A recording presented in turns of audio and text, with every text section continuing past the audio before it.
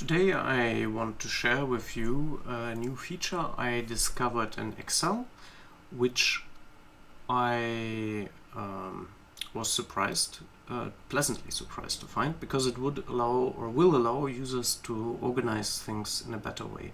I discovered this feature while researching spreadsheets and ideas around spreadsheets for Business Breeze and what we could bring into it. But for now, let's focus on the Excel tip. So let's say you are calculating prices. Let's say you have a purchase price, and the purchase price is, let's say, in US dollars, and then you have a sales price, you have some kind of margin, and then you also have a sales price in euro, and you need to apply a formula to this. So let's say you're working with 20% margins, so let's say 1.2, and let's say the US dollar to euro exchange ratio you want to go for is 0.95. It's always good to go a bit higher than the actual sales, the actual price of a US dollar on the market. So I think right now it should be around 0.91 something, 0.92 maybe, which you can actually look up in Y0, by the way. So let's see, show you this briefly in the demo.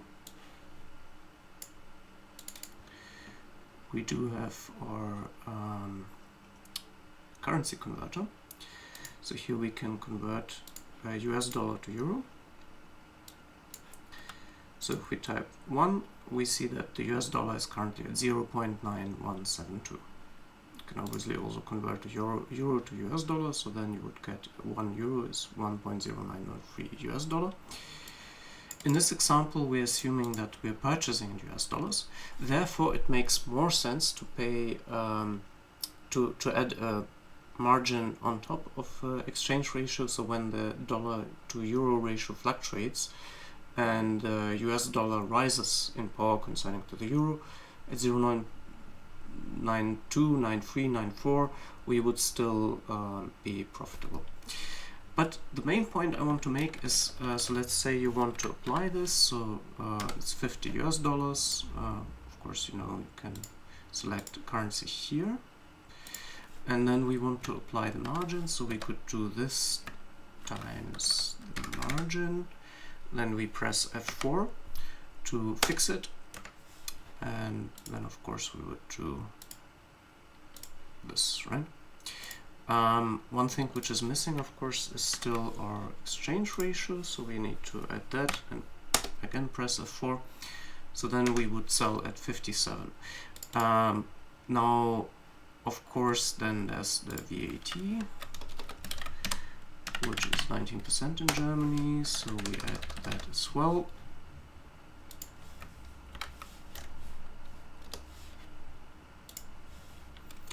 And again, press F4. Now, one thing I like to do is do a sales price HR, a human readable margin, human readable. So I would push it up, always push it up. Well, sometimes I round it down too, but here I would go to 69.95, for example. Like prices people are used to, or something like 67.50 might be good, or 67.89. It doesn't really matter that much for what I want to show you. So the thing is, now we can add more. Let's say we have another product which we purchased for $115 or 114. We can just press Ctrl D here, Ctrl D here. Okay. Obviously in this column, which we set manually, we'll go to 159 here, for example.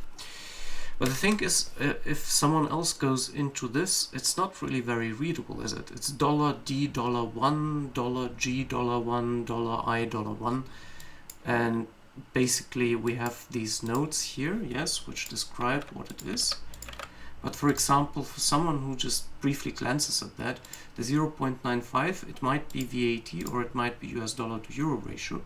Okay, if you read it from here, it's margin and US dollar and VAT, but you know, Excel does a good job if we put in an additional column here, but again, this is not very readable.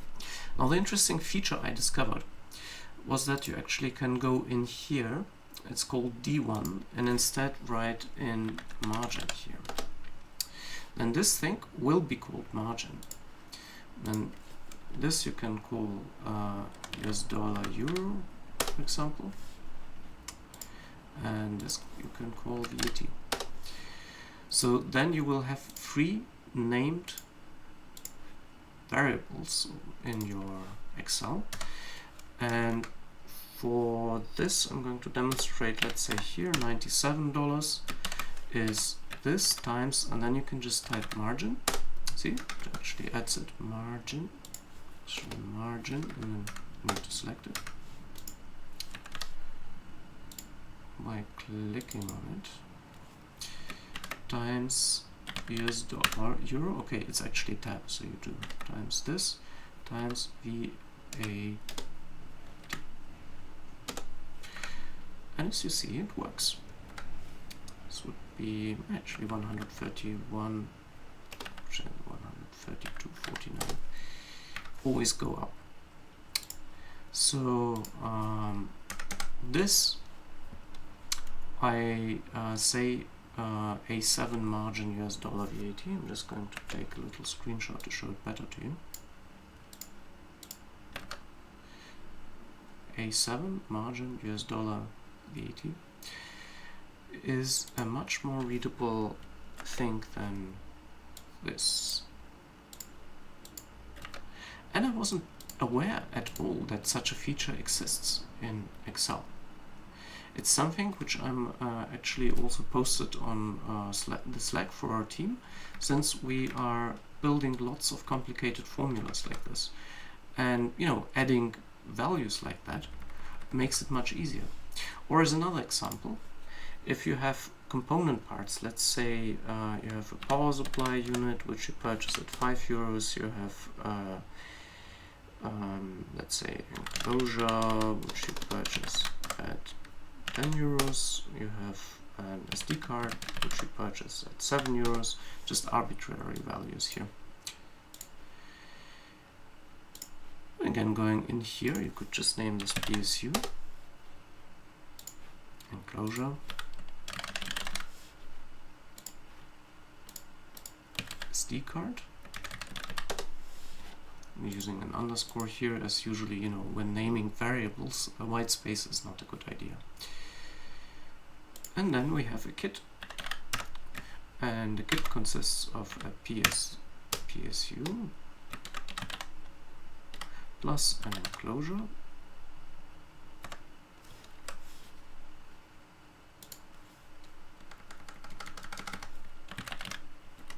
plus an SD card. Alright, here now we see there's a problem because my enclosure was not applied. Let's apply the enclosure, and voila. Really useful, because then you might have a kit 2 which just consists of the PSU and the SD card. And again, when you click on this and you read the formula, much easier to read and understand than you know, F4 plus F5 or F5 plus J7 or something. I hope this helps you somewhat in your tasks with Excel. Look forward to more tips on this channel concerning all things applying to entrepreneurs and their teams for higher productivity. If you like the channel and the content is useful to you, please subscribe to our channel and hit the notification bell. Have a good day.